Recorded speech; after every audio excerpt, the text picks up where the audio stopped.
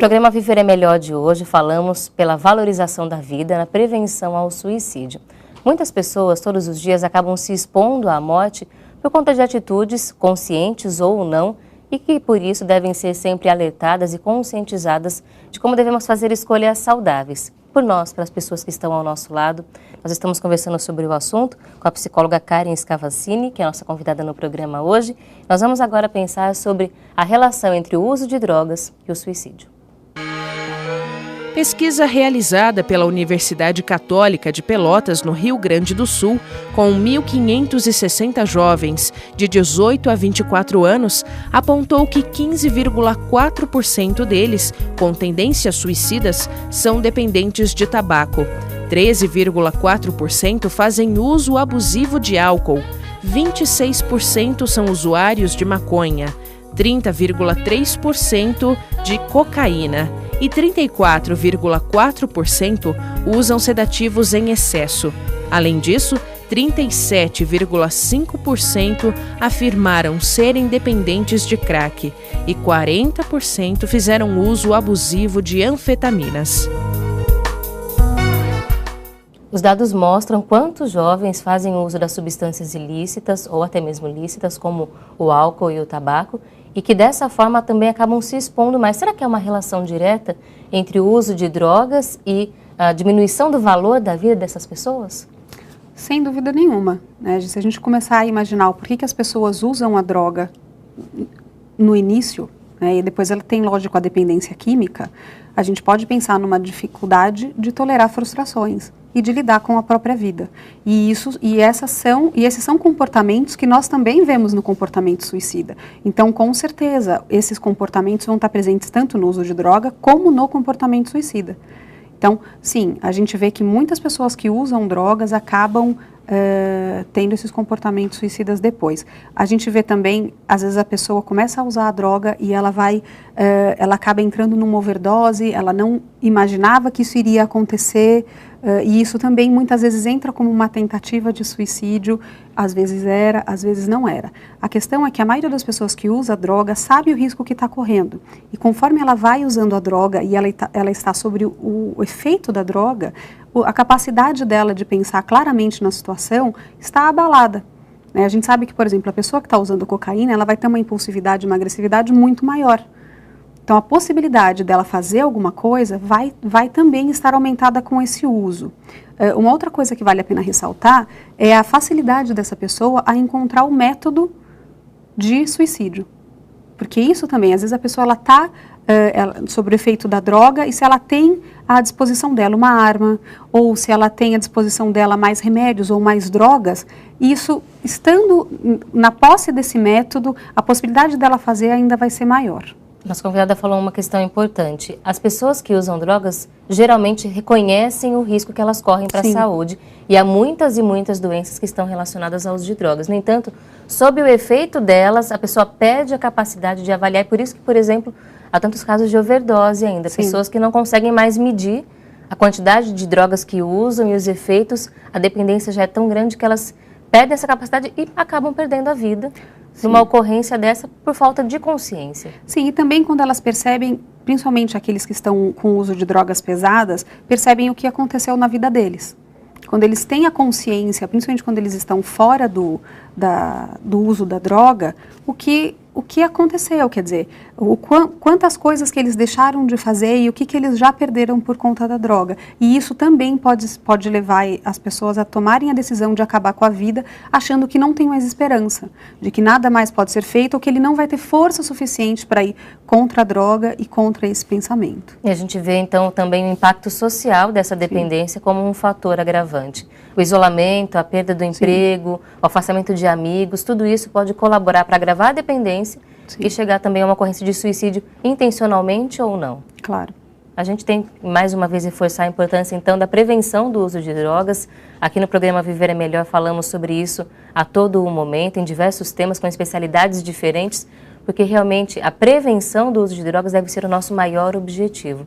Nós temos o nosso programa, inclusive, inspirado nessa campanha Não Use Drogas, Viver é Melhor, uma ideia que foi ampliada, então, para todos os temas, não apenas a dependência química, mas todos os temas relacionados à saúde. A opção pela vida sempre. E reconhecer que as drogas não vão trazer a solução para os problemas. No dia a dia de uma psicóloga, provavelmente você encontra muitas pessoas que narram esse tipo de aflição, de que buscam nas drogas um alívio de seus problemas e que não conseguem encontrar esse alívio. Essa conscientização é importante para evitar que as pessoas deixem de usar drogas, ou até a prevenção de novas pessoas usando drogas? Sim, sem dúvida nenhuma. A droga ela só vai ser um alívio temporário, porque ela não é real. Ela não é um alívio real. Ela vai trazer muito mais problema do que solução na vida da pessoa. Então, se a pessoa aprender de outra forma a lidar com os seus problemas, a lidar com as coisas que não estão felizes na vida dela, ela pode ter uma vida muito mais saudável sem precisar recorrer às drogas. A gente vai falar agora sobre um outro tipo de exposição de saúde e exposição ao risco de perder a vida, que é o uso de medicamentos. Drogas que não estão ilícitas e que muitas vezes são acessíveis, mas que também podem levar à morte. Medicamento é o principal agente que causa intoxicação em seres humanos no Brasil. Dos casos registrados, 44% foram classificados como tentativas de suicídio e 40% como acidentes. E a gente percebe o quanto o assunto é importante. Afinal, medicamento todo mundo tem em casa, na farmácia todo mundo tem acesso para comprar. A gente vê aqui, então, como o problema pode se tornar mais grave do que se imagina, porque muitas pessoas não têm acesso a armas ou outras situações que possam ser mais letais, mas a medicamento todo mundo tem. Sim. Como é que os médicos, os especialistas de saúde orientam os pacientes com relação a isso, ao uso de medicamentos e ao abuso dessas substâncias cada vez mais presentes no dia a dia? Acontece que aqui no Brasil todo mundo tem acesso à maioria dos medicamentos, até medicamentos simples de farmácia que são vendidos sem receita e podem ter algum retorno, podem levar a pessoa à morte, são vendidos, qualquer um vai lá e compra. Uma das coisas que a gente pode fazer para diminuir essa questão é, por exemplo, diminuir a quantidade de medicamento por caixinha. Ou colocar o medicamento, como a maioria deles é hoje em dia, no que a gente chama de bolha. Né? Não vender aquele frasco de medicamento, onde a pessoa pegue o frasco e vire todo. Porque daí, só o fato dela ter que tirar todos os medicamentos daquela embalagem e uma quantidade grande, já pode ser o tempo que ela precisa para refletir sobre o que ela está fazendo. É muito importante também as pessoas saberem que quando alguém vai, por exemplo, a pessoa está com uma depressão, ela vai no psiquiatra, levada pela família ou por algum amigo, e esse psiquiatra receita um medicamento. Muitas vezes esse medicamento precisa ficar na posse do responsável. Principalmente quando a gente está falando de adolescente. Então acontece que vai a família no psiquiatra, ela retorna com esse medicamento para casa e ela dá 3 caixinhas na mão do adolescente. Olha, agora você toma esse medicamento. E o que acontece é que ele tem na mão o método que ele precisa. Então a família precisa...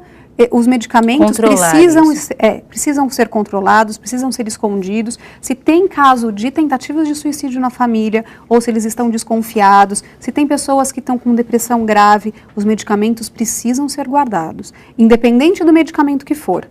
Porque é muito difícil para a pessoa poder avaliar se aquele medicamento pode ou não ter algum resultado letal. Muitas vezes acontece só a intoxicação mesmo, mas como nós vimos, em 44% dos casos registrados no nosso país, houve uma tentativa de suicídio pelo uso de medicamentos, que é uma coisa que está ali acessível, a gente tem que ficar mais atento a esse tipo de coisa. Especialmente hoje, a gente tem pesquisas que mostram como o Brasil vem crescendo no uso de ansiolíticos, antidepressivos, que são medicamentos de grande porte, que trazem muita influência para a saúde das pessoas. Isso é preocupante também? Uma psicóloga que também trabalha com isso? Sim, é muito preocupante. Primeiro porque a gente pensa por que as pessoas precisam tanto recorrer a medicamentos e não podem tentar resolver sozinhas algumas questões. É lógico que o medicamento ele vai ser extremamente importante em muitos casos e fundamental para a melhora da pessoa, mas em muitos outros ele talvez não fosse tão necessário.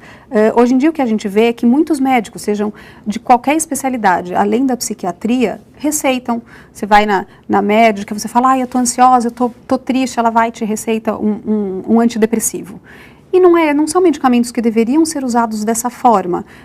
O psiquiatra deveria ser um dos grandes médicos a receitar esse tipo de medicação, e as pessoas deveriam refletir um pouco mais antes de recorrer ao medicamento para alguma tristeza que elas estejam passando. Não estou falando depressão.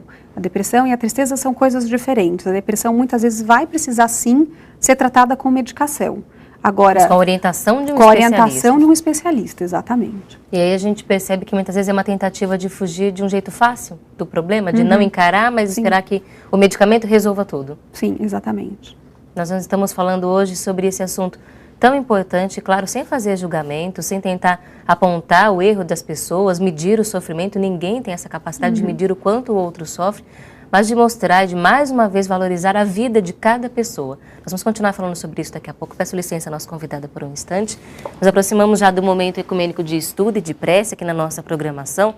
Você é sempre o nosso convidado especial, porque sabemos que cuidar da saúde só do corpo físico não adianta. Se as emoções não estiverem equilibradas, se a nossa alma não estiver sempre alimentada, cheia de esperança. É por isso que nós vamos agora, então, a esse momento de reflexão, e você, amigo telespectador, é nosso convidado também. Tranquilize o seu coração e vamos trazer agora uma mensagem do livro É Urgente Reeducar, de autoria do jornalista Paiva Neto, uma sugestão de leitura também no programa de hoje, nessa versão pocket que eu tenho em mãos. A mensagem que nós trazemos está na página número 199. Nós vamos trazer para você o subtítulo Transformar Dor em Vitória. Tem tudo a ver com o nosso assunto de hoje e com a nossa vida, sobre como cada um de nós devemos enfrentar o sofrimento no cotidiano. Vamos então a essa reflexão.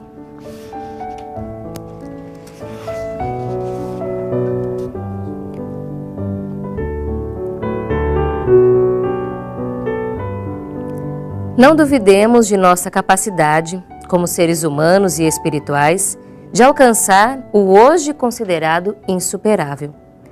Temos muito mais aptidão para sobrepujar problemas, por maiores que os julguemos, segundo avalia o médico, psicólogo, filósofo e escritor norte-americano William James. Abrir aspas. A maioria das pessoas vive física, intelectual ou moralmente num círculo muito restrito do seu potencial. Faz uso de uma parte muito pequena da sua possível consciência e dos recursos da sua alma em geral, assim como um homem que se habitua a usar e a mover somente o seu dedo mínimo. Grandes emergências e crises nos mostram como os nossos recursos vitais são muito maiores do que supunhamos. Fechar aspas. Aqui o jornalista Paiva Neto registra a palavra desse médico, psicólogo, estudioso, escritor, e que nos chama a pensar sobre isso. Será que nós não estamos subestimando a nossa capacidade de resolver problemas, de passar por cima das situações, de encontrar novas alternativas?